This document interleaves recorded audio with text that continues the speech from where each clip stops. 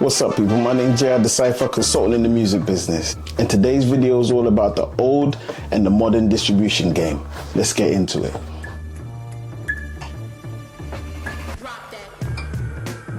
We live in a digital age where listening to music is effortless, fast, simple, and right at our fingertips. Streaming platforms like Tidal, Spotify, and YouTube Music have bridged the gap between artists and listeners. But before streaming came along, they were very different. In the past, music was distributed in physical formats: vinyl records, cassette tapes, and compact discs.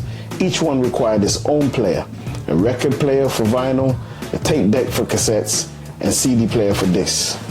Today, uploading and hearing music takes only seconds. But even now, artists rely on distributors, or distros as we call them in the industry. They deliver their music to streaming platforms. Digital distributors such as Believe, DistroKid, and TuneCore make it easy. Artists or labels can upload their songs from any device, anywhere, and reach listeners around the world almost instantly. But before this convenience, the process was far more complicated. In the early days, distributors were responsible for manufacturing and delivering physical music to record stores. Most shops worked exclusively with these distributors, meaning artists could not sell their music directly to retailers. There were two major challenges. First, manufacturing was expensive. Vinyl, cassettes, and CDs cost a lot to produce, giving major record companies a clear advantage. Independent artists often had to pay up front, even before marketing or promotion began. Second, access to major retailers like HMV and Virgin Megastore were limited. You couldn't just walk in and hand them your album and say, "Hey, sell it for me." No, everything went through the distributor. Here's how it worked. An artist or label would send a master copy of their project to the distributor and choose what format they wanted: CD, vinyl, or cassette. They'd agree on how many copies to manufacture, and the distributor would assign a unique barcode to track sales and chart data too. Once the contract was signed, a release date was set, and the distributor handled everything from production to store delivery.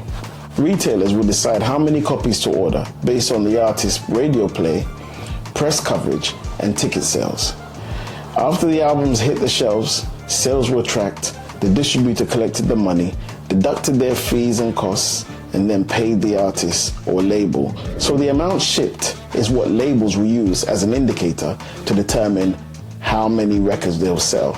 Gold, diamond, silver, platinum, whatever. It was all based on the demand from the shops, and was a pretty accurate way of guessing what you were going to sell. Today, the process of getting your music out there is faster, simpler, and more accessible than ever.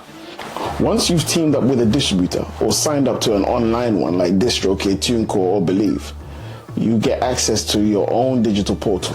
From there, everything happens in one place. You upload your tracks in the right format, add your cover art, set the release date, and boom, you're ready to go.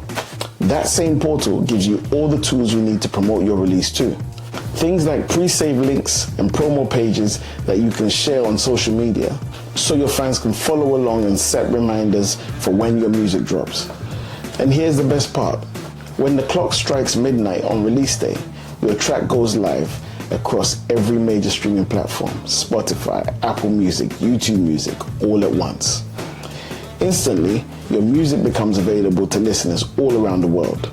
No waiting for physical copies to ship, no dealing with stores or manufacturing, just upload, promote, and release. So if you're an artist today who can share a song in minutes, or a fan who can stream millions of tracks just for a small monthly fee, consider yourself lucky, because we've come a long way.